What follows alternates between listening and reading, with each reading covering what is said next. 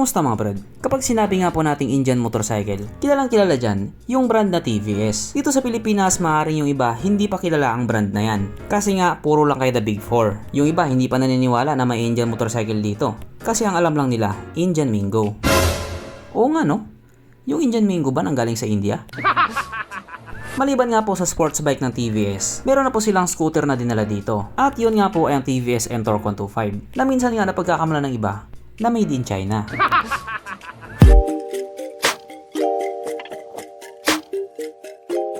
Pero syempre bago tayo magpatuloy, kung bago ka pa lamang napadpad dito sa aking walang kwentang channel, huwag ka na mag-subscribe.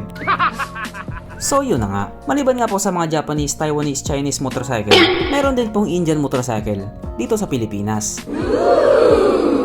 At isa na nga po dyan, yung TVS Ntorq 125. Kung looks ang pag-uusapan, may ibubuga. Pero dahil nauuso na ngayon yung 150cc to 160cc, marami na rin po nagsasabi na bitin daw sila dito. Sana naman daw gumawa si TVS ng 150cc scooter. Request ng mga taong walang pambili. Pero alam nyo ba mga brad, nung hindi pa dumating si Corn Beef 19, may maganda sanang plano, si TVS. Yes po, sa mga hindi po nakakalam noong 2016 sa ginawang Motorcycle Expo sa bansang India, meron pong isang bike concept si TVS na pinakita sa publiko.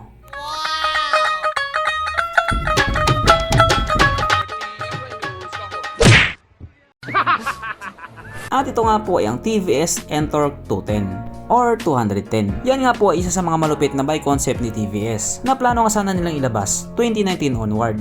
Pero dahil nga sa sobrang epal ni Corn Beef 19, hindi na po yun natuloy. At bukod nga po dyan sa Ntorq 210 na yan or Ntorq 210 na yan, meron pa sana silang nilulutong Ntorq 150cc na inspired daw sana dyan sa 210 na yan. Bali gagawa nga daw sana sila ng Ntorq 150 na kamukha nito. Kaso lang napurnada nga po. Pero ayon naman sa mga balibalita, itutuloy daw talaga nila yon. At kung kailan nila ilalabas, surprise na lang daw. Okay. So bali itong TVS Ntorq 210 nga po, talagang napakalupit ng ginawa nila dito. Yun yung sabi ng mga tao nakapalibot. Sabi na nakabackpack, malupit to malupit. Tapos nung narinig nung iba, sabi na rin nila malupit. Pero kidding aside mga brad, kasi kung titignan natin yung specs at features niya, aba malupit nga talaga. Pero sa ngayon, limitado pa lang yung mga information na binibitawan nila. Ang sabi nila, ito daw po ay 212.5 cubic centimeter engine displacement, 4-stroke single cylinder, fuel injected at naka-liquid cooled. Bagamat hindi pa nga po nila ni-reveal ang power sa motor na ito. Pero ayon naman sa mga taong tumesting sa motor na ito daw po ay kayang tumakbo sa bilis ng 135 km/h. Agoy, kakainin lang yan ni Boy 130. Pero syempre dahil yan nga po ay by concept pa lamang, hindi pa po final yon. Testing lang ba? Ang kanyang tangke meron daw itong 8.5 liters. At ang braking system naman po sa motor na ito, disc brake sa harap at disc brake din po sa likuran at naka dual channel ABS. Mapunta naman po tayo sa iba pa niyang mga features. So mga ilaw nga po sa motor na ito, naka full LED na po. At meron din po itong maangas na projector sa harapan. At speaking of harapan, yung sa may bandang ilalim nga po ay parang may pagkakahawig doon sa Yamaha Agger 155. At maging yung kanyang ilaw sa likod, parang may pagkakahawig pero konti lang naman. Ang kanyang gauge panel, kitang-kita naman natin, napakalupit niya. Naka TFT instrument panel na po. Meron din po itong smartphone connectivity at may navigation system. Ito na.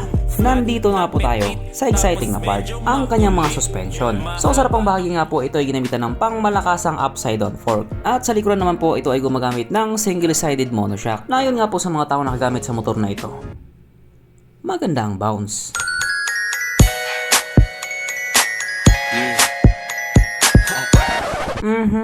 Panigurado. Wala na namang nalungkot. Pero dahil nga po hindi pa official ang motor na ito, hindi na muna natin pag-usapan yung tatlong pinaka-importanteng features.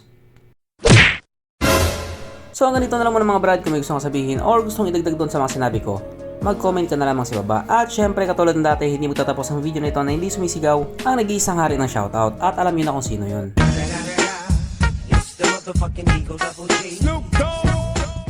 So shout nga pala kay Black Strider. Shoutout kay Johnson Natividad. Shoutout kay Ka-Strikers Vlog. Shoutout kay Angelo Embestro at pati na rin sa kanyang sexing asawang si Richel or Richelle. Shoutout kay Walter G. Agarpao. Shoutout kay Angelica at pati na rin kay Anika.